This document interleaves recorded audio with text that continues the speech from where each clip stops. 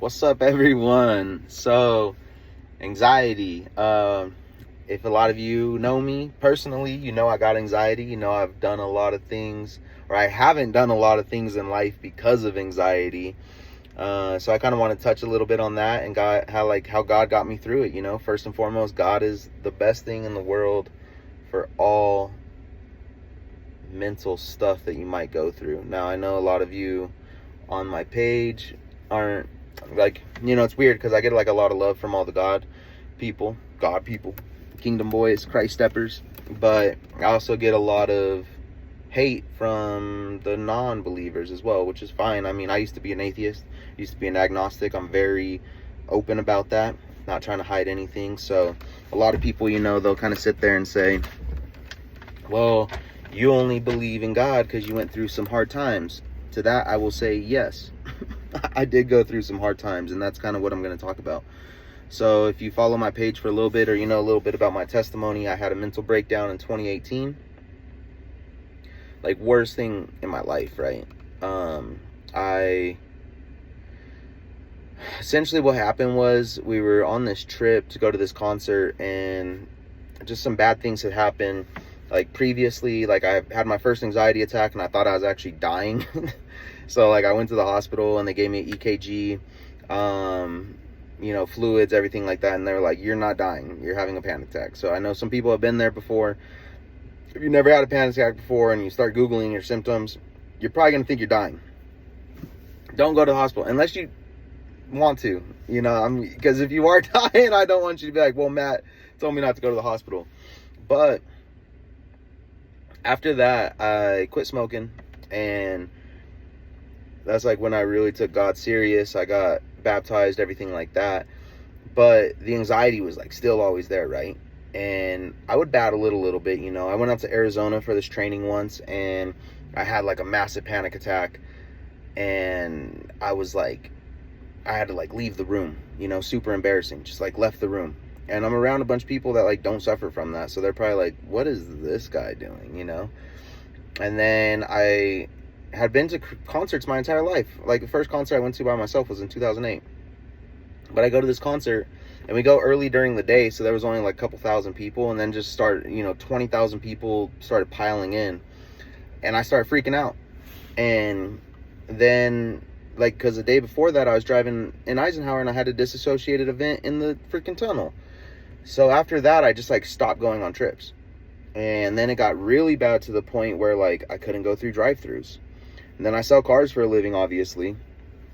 And it got to where like I couldn't be on test drives. Like if I was literally going and down the street and I got stopped at a red light, in my mind I would think I was dying. So like it kind of reminded me when I first had that mental breakdown. I moved back in with my mom's, and I like couldn't leave her house. Like Walmart and Delta was too much for me and stuff. And so that's like where I wanted to touch on like a lot of symptoms, right? Like a lot of people that suffer from anxiety, sometimes they won't ever tell you how crazy it gets. And sometimes it gets crazy. Everyone will think, oh, it's just like, you're just like a little social, or maybe your palms get sweaty or something. And if that's just you, if you just get some sweaty palms and stuff, I pray that you never get more symptoms. But some of us, like, we think we're gonna die, and that's crazy, right? So kind of where I wanted to bring this video was about allowing God to heal you, but then also using the tools that God has placed in your life, right?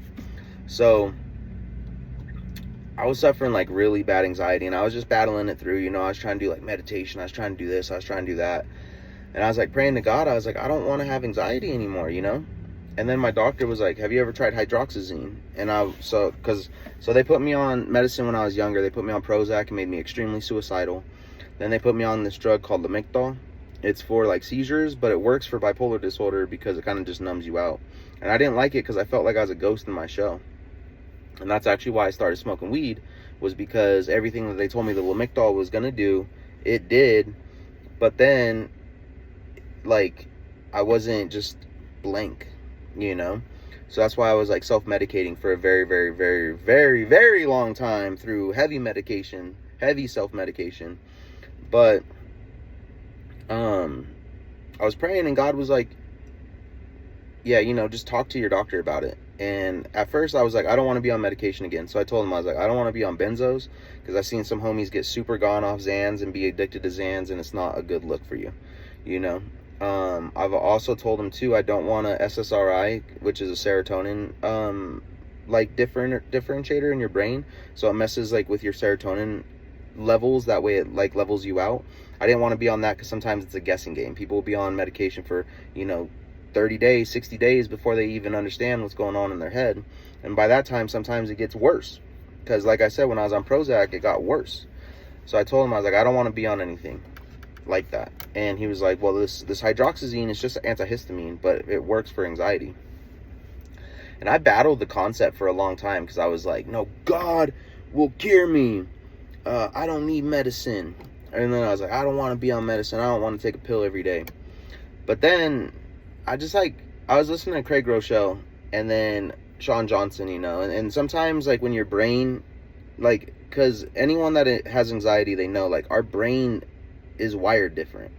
And it's wired different because one day you have anxiety and you let something happen. Like I was like, I'm going to keep going to concerts. And then I had an event and then I stopped doing it. And then I stopped doing it. And then I stopped doing it. And then before you know it, the wiring in my brain is the new wires. Back before, when I used to go to concerts every month, now I'm scared to freaking drive to Fruta. Like that's how bad it was. I couldn't even drive on the interstate from Junction to Fruta. I took back roads around Grand Junction everywhere because I was like, I don't want to be on North Ave. I don't want to be on Patterson. Like if I get stopped at a red light, I'm going to think I'm dying. I can't go through drive-thrus. Like it got bad. So for years, my wiring was different. And then when I started taking this hydroxyzine, like what it did was, and what God told me was like, bro, you're not thinking right? So take this, allow your central nervous system to come down, and allow me to work on the rewiring. And I'll tell you, like this Denver trip I just took, I haven't been to Denver in 4 years. And if you knew me from the past, I was always in Denver. So this was like a big thing for me. I was able to go to the concert, no anxiety. I was able to go through drive-thrus. I was able to stand in line. I was able to drive down Colfax, Alameda, everything.